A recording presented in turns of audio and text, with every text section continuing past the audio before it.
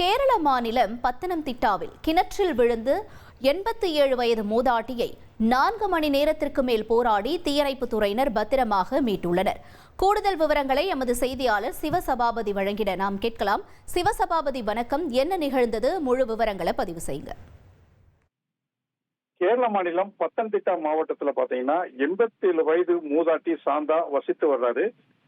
இவருடைய வீட்டுக்கு அருகில் உள்ள ஒரு பாழடைந்த கிணறு, அதாவது பல வருடங்களா உபயோகப்படுத்தாத கிணற்றுல பாத்தீங்கன்னா நேற்று இரவு அங்க போனவர் தடுமாறி அந்த கிணற்றுக்குள் விழுந்துட்டாங்க. அந்த கிணத்துல பாத்தீங்கன்னா 15 அடி தண்ணீர் இருந்ததுனால காயம் எதுவும் ஏற்படாமல் அருகில் இருந்த, அதாவது பழைய மோட்டாரினுடைய பைப்பை தொங்கி 4 மணி நேரத்திற்கு மேல அந்த இதுல தொங்கிக்கிட்டே இருந்திருக்காங்க.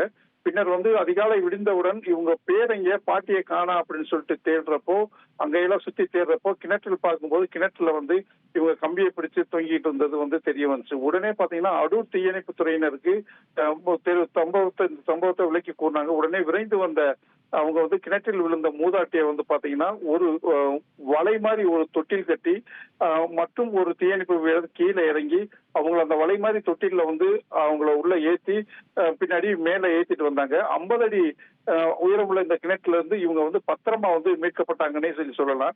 கிட்டத்தட்ட இந்த 78 வயது மூதாட்டி சாந்தா பாத்தீங்கன்னா இந்த உயிர் பிழைச்சது அதிர்ஷ்டவசம் அப்படின்னு சொல்லிட்டு அங்க இருந்தவங்க எல்லாம் சொல்றாங்க.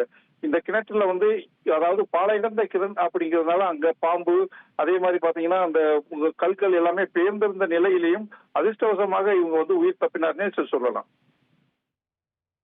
உங்களுடைய தகவல்களுக்கு நன்றி சிவசபாபதி.